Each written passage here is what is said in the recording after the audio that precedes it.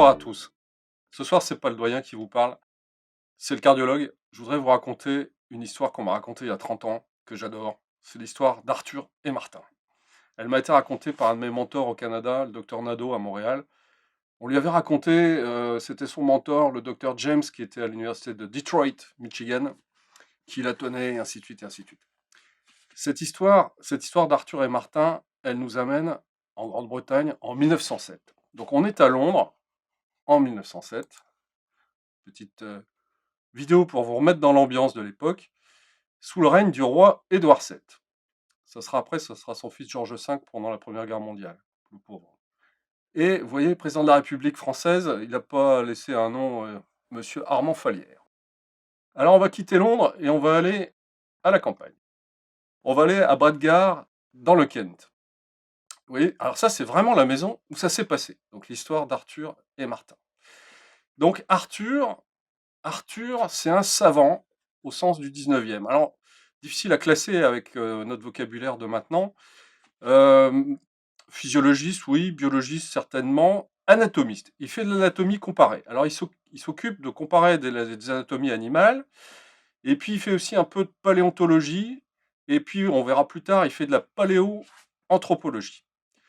Et il loue cette maison-là, probablement 6 mois par an, avec sa femme Célia.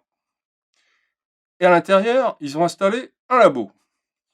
Et ils ont recruté le fils de l'épicier, qui s'appelle Martin, qui a 20 ans, qui est un garçon brillant, parce qu'il a fait ses études, il s'est tiré d'affaire tout seul, et il a fait Oxford. Donc vous voyez, déjà à l'époque, l'ascenseur social, ça fonctionne.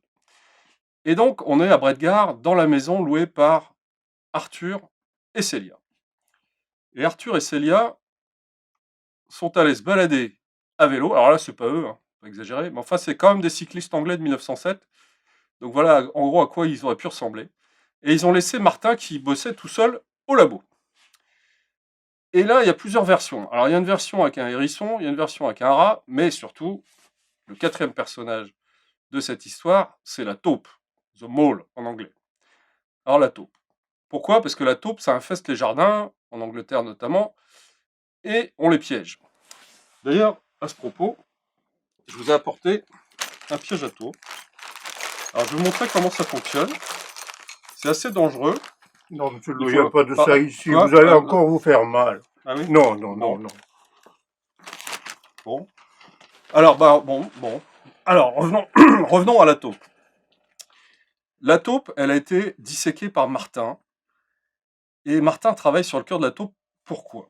Parce que 6 mois auparavant, il y a un japonais qui s'appelle Tsuneo Tawara, qui est venu comme fellow en Allemagne et qui travaille dans le labo du professeur Aschoff, très très connu à l'époque en Allemagne. Et il travaille sur le faisceau atrioventriculaire que tous les étudiants connaissent sous le nom de faisceau de His. Et qu'est-ce qu'il a découvert 6 mois auparavant? Une masse gélatineuse qui s'appelle le nœud atrioventriculaire ou le nœud de Aschoff et Tawara. Donc Arthur et Martin, ils essayent de reproduire la découverte de Tawara sur tout un tas de bestioles. Et ce jour-là, Martin, et on va voir comment il arrive à découvrir ça, il découvre autre chose dans l'atrium, il découvre le nœud sinusal, vous voyez, centré autour d'une artère qui est... Alors pourquoi d'ailleurs cette artère est si grosse? Une artère qui paraît disproportionnée par rapport à la structure, vous voyez, une structure nodale, c'est le nœud sinusal. Et donc, quand son patron revient avec Célia, il dit « J'ai trouvé, en anglais, a wonderful structure ». Donc il a trouvé le nœud sinusal, et ce faisant, il a mis un terme à 3000 ans d'énigmes.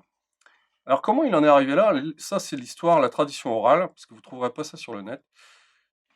Il a pris un cœur de taupe, et il a inversé la partie dorsale avec la partie ventrale. C'est ce qu'on raconte.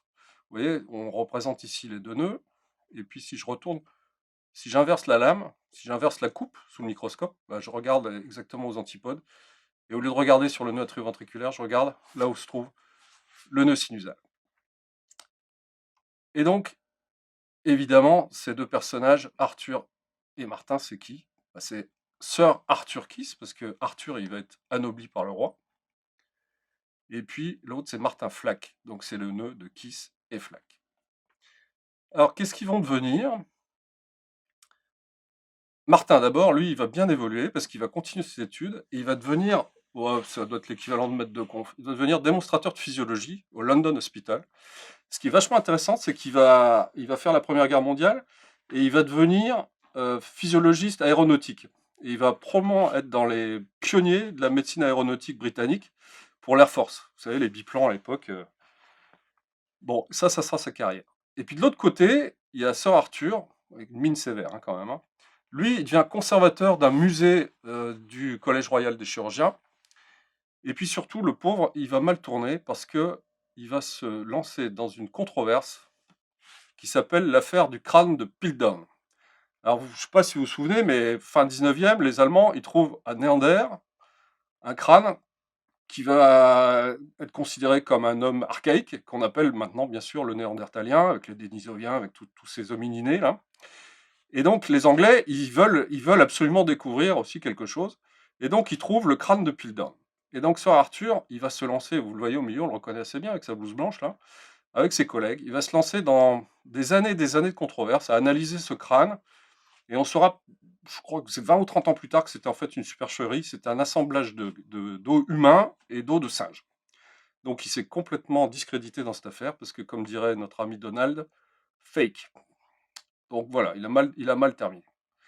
Alors l'histoire, elle n'est pas totalement finie, parce qu'elle nous ramène à Lille. Parce que vous voyez ici, en 77, il y a un papier qui est publié sur la maladie de ce nœud sinusal, notre Kissé-Flack.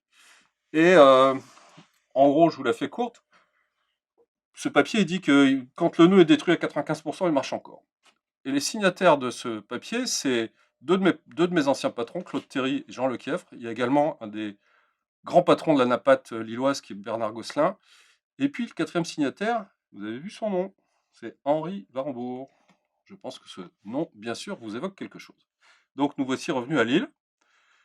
Alors je vous disais que ils ont mis un terme qui s'efflaque à une controverse de 3000 ans, et ça c'est le grand Léonard qui disait en 1513 le cœur se meut de lui-même et ne s'arrête point, sinon pour toujours. Alors, ce qui était visionnaire là-dedans, c'est le de lui-même, hein. Et pour terminer, une petite manip qu'on faisait il y a une vingtaine d'années au pôle recherche, dans le labo de pharmaco, actuellement tenu par mon ami Régis Bordet. Vous voyez, pour ceux qui n'ont jamais vu un cœur battre tout seul, voilà, c'est ce qu'on appelle un Langeldorf, c'est un cœur de porc qui bat tout seul. Donc voilà, on a vu comment finalement le cœur, comme disait Léonard de Vinci, se meut de lui-même. Et donc je vais vous laisser vaquer à vos occupations.